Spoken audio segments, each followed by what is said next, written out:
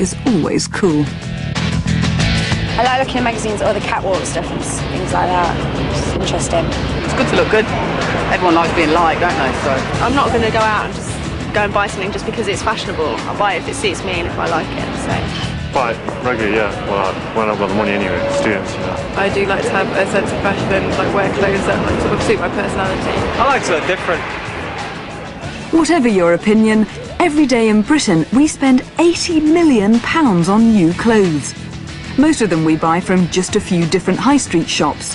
You can find these in nearly every town in Britain, so you might be tempted to think the clothes they sell are actually made here. But take a look at your labels and you'll find they tell a different story. Greece. Bulgaria. China. Turkey. It's made in America. Hong Kong. Got it. Imported clothes like these are serious competition for the UK's own garments industry. We're in Leicester, a city that some call the capital of the British rag trade. Leicester's in the East Midlands. It's ideally placed for communications with the rest of the country. But global competition means the industry, just a few streets away, is now facing some tough challenges. There are hundreds of clothing companies in the Leicester area. Some are tiny firms struggling for orders. Others have managed to break through to the biggest names in high street fashion, like this company. Good afternoon, JAK. It's called the JAK Group. From humble beginnings supplying cheap clothing for street markets, the company now works at the top end of fashion, designing and producing clothes for some of the best-known brands in the business. More money, but a lot more stress too. Go on, Jack. MHODA is one of the company directors. We work in a particularly high pressurised industry. We work in very short lead times. We're kind of at the deep end of fashion, so we're really turning things around and looking at styles which are really fashionable at this precise moment in time may not be in a few weeks' time.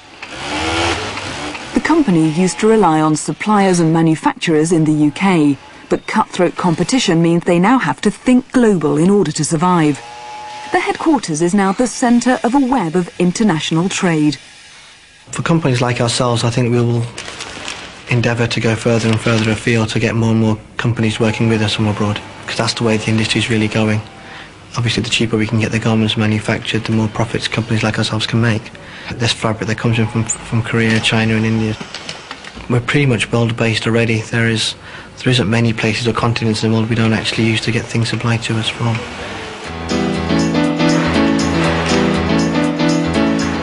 The firm sends out some 200,000 garments every week to shops like Bay Trading, River Island and New Look. These companies insist on high quality at a low price and fast. Morning, you lot. How are you doing? The production team meet every morning to discuss progress. We've got these orders we're doing in India at the moment. Well, what's the situation on them now? Okay, everything seems to be on time. The garments are pretty much manufactured and ready. We just need confirmation that the final thing's okay and finished and ready. We're looking into whether we can manufacture in Latvia and then deliver straight into France. Many of the clothes are now made abroad, and some are even sold on the continent of Europe. These garments have just come off the lorry from Turkey. We're loading them up, going straight to Germany. Over here, we've got some garments that came from Bangladesh. They'll be going out to our customer this week. We also have some garments over here, which have come from Latvia, and they also will be dispatched this week. Even design's a global concern these days. The heart of the business is the design team. Their job is to spot new trends in Britain and beyond and come up with ideas that sell. HEIDI Osborne is the chief designer for the company. Can I have those River Island pastel sheets, the dolly glitter, please? The fashion industry's got quicker and quicker each week. There's a lot of deadlines. Everyone wants everything like next day. What sort of change did you want to make? So you don't want bronze anymore and you want it to be gold. I'll ring the printer now and see if that's if they can do that today, and I'll try and have samples to you by Friday. Fashion's all about change. Miss the latest hot trend and you could find yourself out of work. Constantly got my sketchbook with me 24 hours a day. Literally 24 hours a day, yeah. If something springs to mind when you're at home, or just draw it or write it down, or if you see something on the telly, or latest videos on MTV or something like that. But get the design right and keep your costs down, and there's a huge market out there. If you need good clothes, you have to just get it. Nearly all my money goes on clothes. Seriously, clothes and going out, that's all it goes on. Probably spend about £20 a week. 150 a month. A couple £100, but if I haven't got the money, then whatever. But a couple £100, yeah. In a month, not that much, probably only like £30, something like that. And if it's cheaper, if it comes from, I don't know, Antarctic, then I'll buy it. Back at JAK, it's time to move on from the design stage to production. The process is complex enough, even when everything's done in Leicester. But nowadays, the fabric may come from India, the garment may be cut out in Leicester, and then sewn up in Latvia, ready for sale across the continent.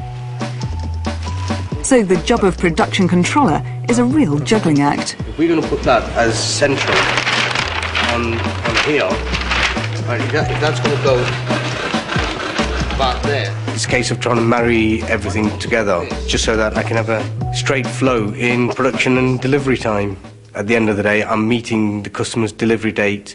Maybe if I can meet them a week earlier, they're more happy. We'll probably end up getting more business in that sense. In such a competitive industry, the only way the company can offer shoppers affordable fashion is to cut down costs to the minimum. That means buying the raw materials, cotton and fabric, wherever in the world is cheapest, and driving a hard bargain.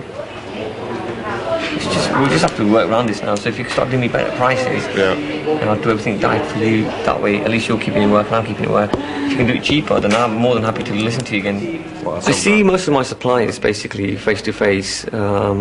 Majority of the time we're on the phone to, say, Korea or to France or to Germany or Morocco, trying to access basically cheaper garments. The price of cotton in the UK is actually trebled. It's shot up so much that we just cannot actually bring ourselves to buy anything in the UK now because the price is so high. We're now looking for alternatives, i.e. India, Pakistan, Bangladesh. Obviously now that China's opened up as well, we're looking to buy cotton from China. We've actually now moved our production plant for cotton, for dyeing as such, over to the subcontinent, mainly because of the costs. It's not just fabric production that's moved abroad. For bulk orders of clothes, the only way to cut labour costs is to move out of factories like this one and move into cheaper countries, like Bangladesh.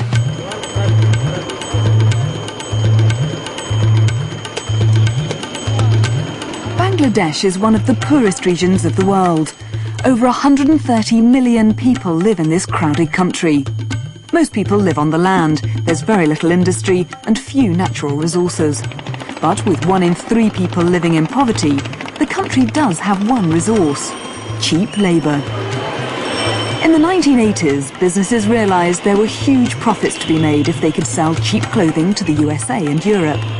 In a few short years, the industry has mushroomed. There were just 15 factories in 1985. Now there are over 3,000. And people have flocked from the country to the capital, Dhaka, to get work there. Bangladesh's garments industry is a genuine rags-to-riches success story. It's now the country's main source of income from abroad. And the money that's come in as a result of globalisation has already started to improve people's lives. One of the largest clothing manufacturers in Bangladesh is Beximco. The company is involved in the entire garment-making process, from fibre to fabric. All the garments they produce are for export, but even they have to import their raw materials. Cotton is sourced from around the world, from the USA to Uzbekistan. From then on, the cotton is turned into fabric.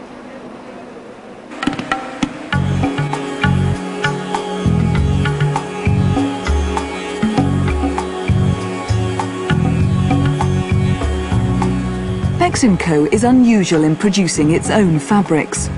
Most companies in Bangladesh import material from countries like India or Korea.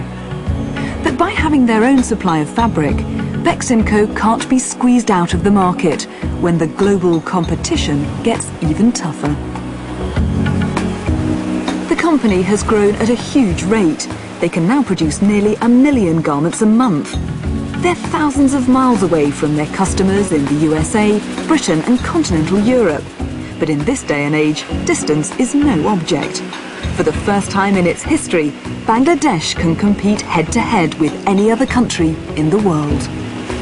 I think globalization has been a tremendous opportunity for countries like Bangladesh and for companies like Beximco. It gives an opportunity for Bangladesh to become a dominant maker and to take a large share of that business. Clothing manufacture is very labour-intensive, and that's good news for Bangladesh. In return for a small investment, the price of a sewing machine, the industry provides a lot of jobs, especially for women. Women make up 90% of the workforce. It's a great industry because you're not only employing people, you're empowering ladies who now get control over the purse strings and they can use money to educate children. So it's a very happy workforce. Conditions in some Bangladeshi factories are grim, but at Beximco, the company has a real concern for the welfare of its workers. A company canteen is just one of the facilities it offers. People count themselves lucky to get a job here. I've been working here for 3 years and my life has got so much better. Traditionally, a woman's place was in the home, raising large families. But the garments industry is transforming society, and women are starting to have a say in how they live their lives. On their joint income of a few pounds a week, MAZEDA and her husband live with their 2 children and granny in a one-room apartment. By the standards of Bangladesh, they're quite well off. But any additions to the family could change that. Before, I didn't have a job and I had very little money. I feel much more valued now. My husband and I have decided we won't have any more children. It's better for us to look after the 2 children we've got.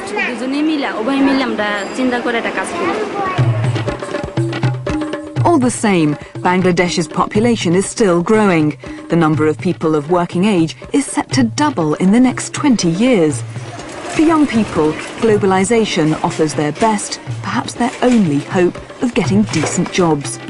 Scenes of child labour were once common throughout the entire garments industry.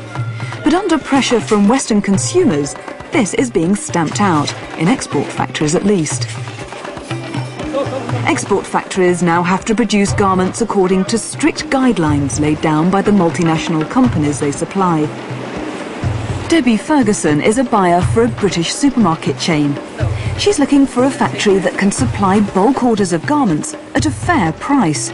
But it's just as important to ensure the workers making them get a fair deal. Well, we have to source competitively. Obviously, price isn't everything because we wouldn't want to buy at always the cheapest cost. So it's a balance of quality, service and price.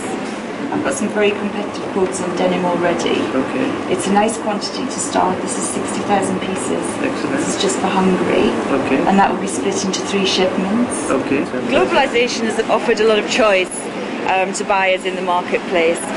Globalisation has also increased standards worldwide in factories. We now compete with each other because no market is inaccessible anymore. There's access to all markets around the world. To maintain their share of the market, Beximco has a sales and marketing department. Based in Dhaka, their ambitions are global.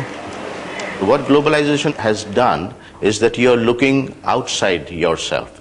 You're looking outside your country. You're looking at how other people are behaving, where the rest of the world is going, and where you can fit in and get benefit from that yourself and benefit others. To me, globalization is a pooling of resources and see which country has a strength where.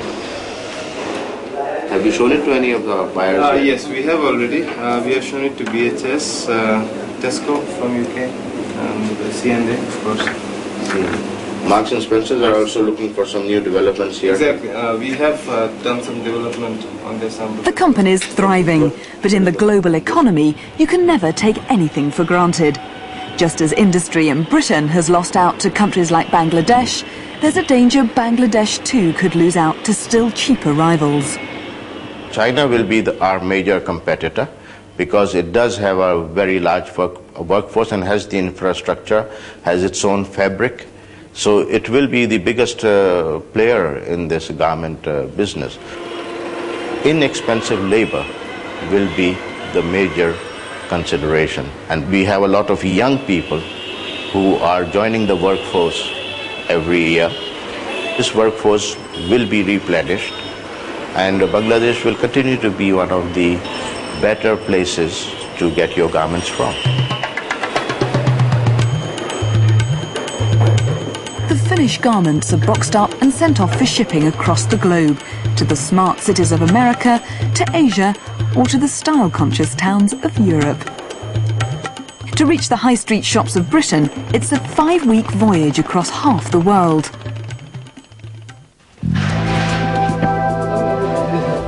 Leicester, and at the warehouse of the JAK Group, new garments are delivered every hour. Where these goods were made, labour costs a fraction of wages in Britain. The warehouse may have a future, but what about Leicester's manufacturing industry? It's a dog-eat-dog situation out there, and it's only the strongest companies that know the know-how and also have contacts within the rag trade are the ones that will survive. I think slowly and gradually you will find there'll be less and less sort of manufacturing companies as such in this particular area, unfortunately. But it's the very pace of change in fashion that offers Leicester its biggest hope. Nobody can compete with distant Bangladesh on price, but when you need clothes fast, the local workforce of Leicester can't be beaten. So more and more of their work will involve short runs of garments for niche markets. Either way, globalisation will mean fewer jobs for clothing workers in the UK. No wonder they're worried for the future. Well, I started in the shoe industry, and the shoe industry's gone out totally, so I tried hosiery, and this is starting to go out, so I'm going to have to look for something else now. We're having, a lot of unemployment here, so I think we should think about our country first, then take it to abroad, I think it should be not going any out abroad, it should be all in this country. We've got no jobs to go to, then we're the ones that are losing out. So who's gained from globalisation? Well, the consumer for one. A stone's throw from Leicester's garment makers, globalisation means cheaper prices and greater choice in the shops. Styles may come and go, but for these shoppers at least, globalisation isn't going out of fashion.